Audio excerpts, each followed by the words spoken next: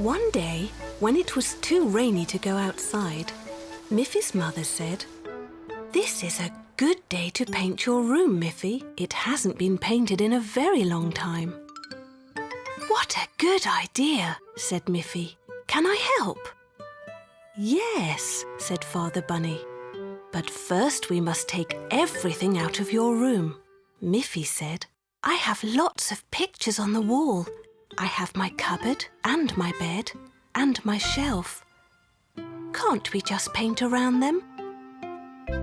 "That won't do at all," said Miffy's mother. "We must take everything out of the room so we can paint the walls evenly."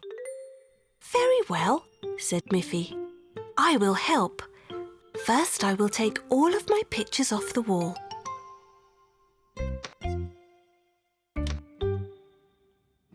"But I can't move my bed, or the cupboard, or the shelf." "Your mother and I will move the heavy things, Miffy. You can think of what colour you would like to paint your room. I have lots of different coloured paints in my workshop." So while her mother and father were carrying everything out of her room, Miffy began to think about what colour she would like her room to be. "If it were blue, it might seem like it's always night time," she said. "If it were red, it might look too hot. If it were green, it might look like my room was outside in the garden. If it were white, it would be the same colour as me, and I might feel lost inside it." Miffy looked out of her window and noticed a bright yellow tulip. "If my room were yellow like that tulip, it would be sunny and bright. I would like my room to be yellow," said Miffy finally. Father Bunny said, "I have some lovely yellow paint. I will paint the high parts of the wall, Miffy, and you can paint the low parts. You will be able to learn how to paint." Mother said, "First you must put on an apron, Miffy. It would be a pity to get paint on your lovely dress."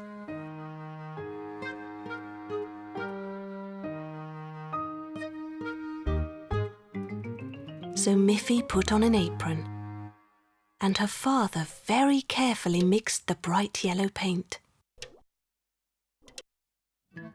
He took a big brush and he gave Miffy a small brush. Then they set to work. "Miffy," said Father Bunny, "try to paint up and down in the same direction. Like this."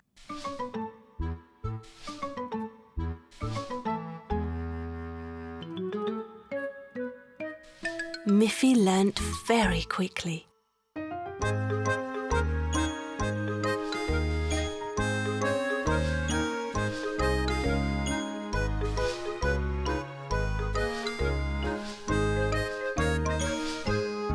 Soon the room was a lovely, happy yellow colour. And Miffy's things were soon back in their place.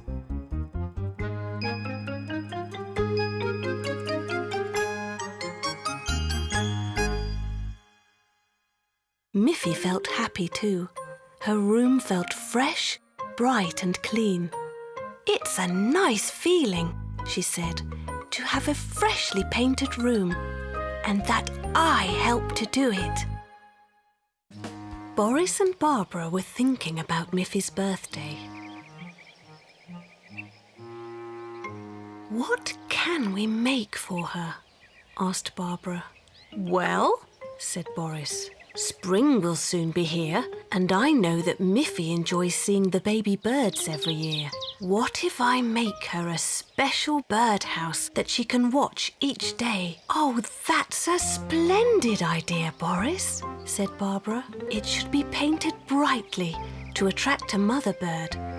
I will make it an exact copy of Miffy's own house, only very small, just the right size for little birds.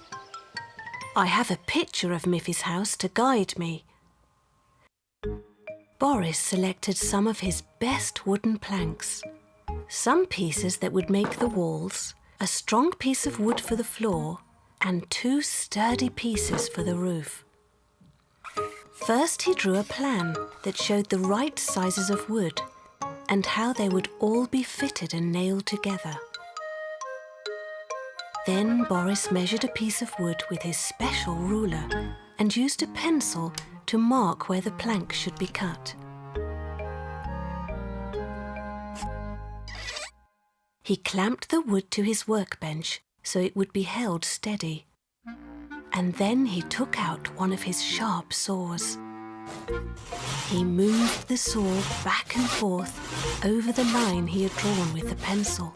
He did this for each piece of wood until every part of the birdhouse was cut to the right size. Next, he used a hammer to fasten all the pieces together. Finally, there was a perfect little house. I will use my drill to make a little hole in the house, just big enough for the mother bird to get in and out. She will collect twigs and grass to make a cozy nest inside. Now it's ready for you to paint it, Barbara, said Boris. Barbara Bear had lots of jars of bright paint and a brush for each colour.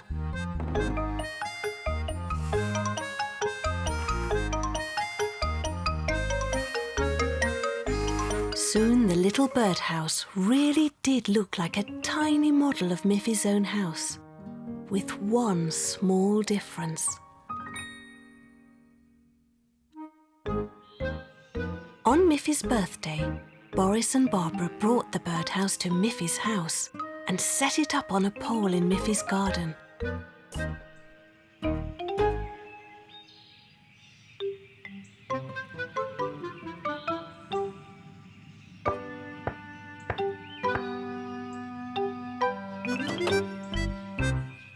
Happy birthday, Miffy, said Boris and Barbara.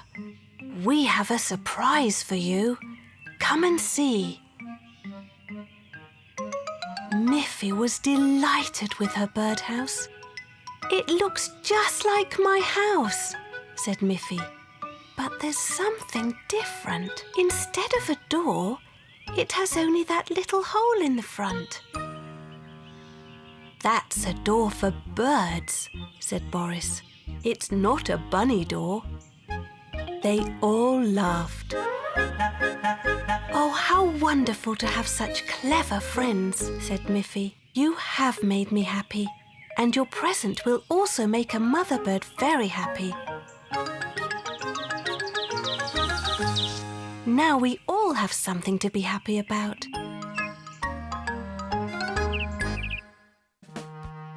Miffy read that in some fairy tales, a fairy could give you 3 wishes. She wondered what she would wish for if a fairy granted her 3 wishes. My first wish would be that my mother and father would love me forever, she said. But she already knew that her mother and father would love her forever. So she tried to think of another wish. She decided to go for a walk. She was sure that she could think better while she was walking. There was Snuffy, who was, as always, very happy to see Miffy. Do you want to come along with me? Asked Miffy.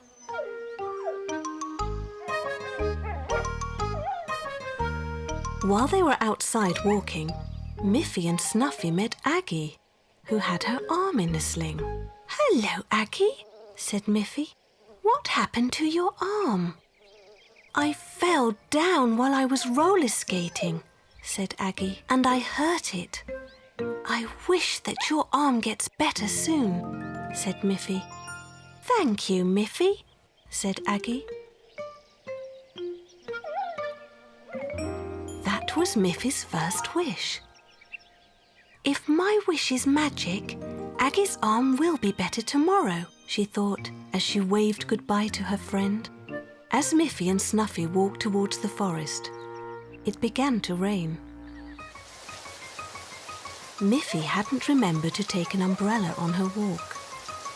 "Oh dear," said Miffy. "I wish it would never rain and always be sunny."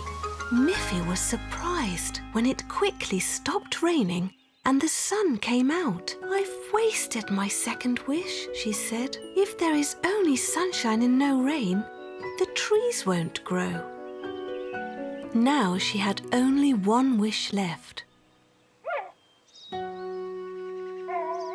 "My last wish would be for something very nice," she said to Snuffy. Miffy thought and thought as she walked along, looking around and trying to think of something important to wish for. She walked through a field full of flowers. Miffy thought about her mother and wanted to pick some flowers to bring home to her. "But my mother likes yellow flowers best," she told Snuffy. "I see lots of red flowers and lots of blue flowers. Shall I use my last wish to find some yellow flowers?" Just around the bend, there was a whole field of lovely yellow flowers. "Now I can use my last wish for something else," said Miffy. "I will wish for an ice cream." Miffy picked a lovely bunch of flowers for her mother. "Having 3 wishes is a wonderful thing," said Miffy as they began walking home.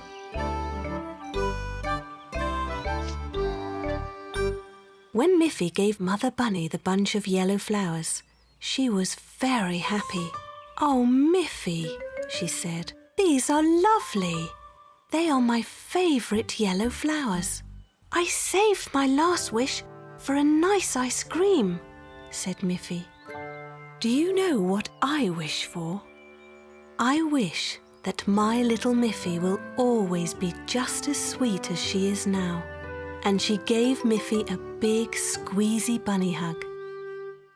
Then Mother Bunny went into the kitchen and gave Snuffy a nice bowl of fresh water and Miffy an ice cream.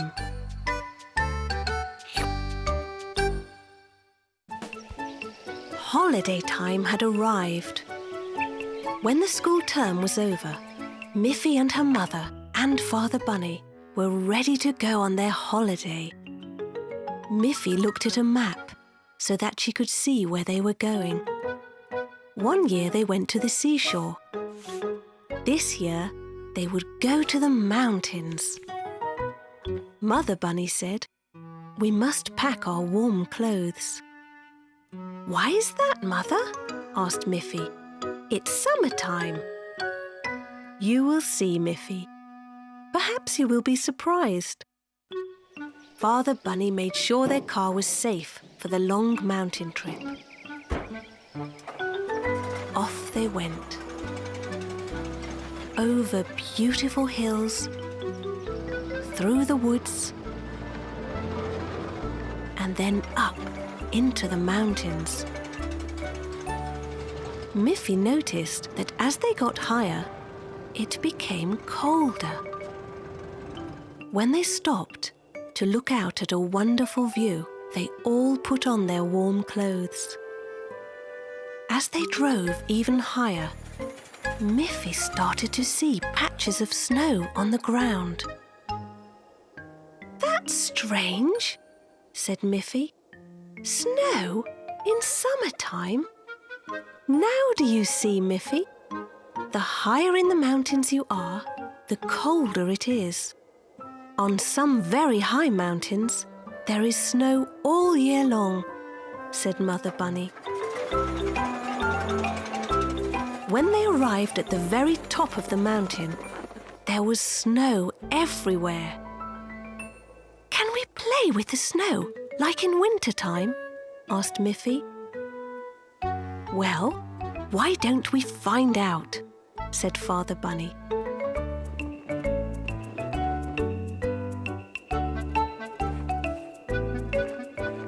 Miffy and her parents made a snowman.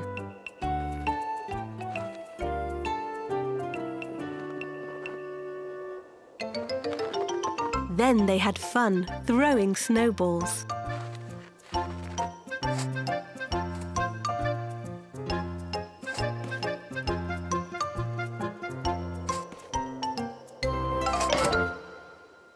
Soon it was time to go back down the mountain again. As they drove, lower and lower, it began to get warmer again. Finally, they arrived at the shore of a beautiful lake. "Here is where we will spend our holiday," said Mother Bunny. "Look, Miffy, there's something waiting for you." "Another surprise!" shouted Miffy. "First the snow, and now the boat! What a wonderful holiday!" As her mother started to make preparations for their camping site, Miffy and her father went to the boat.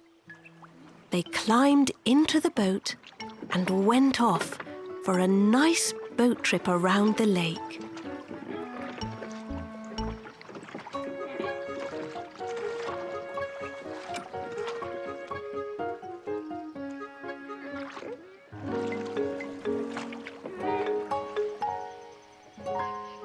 When they returned, Miffy saw that Mother Bunny had made a campfire and a delicious picnic supper.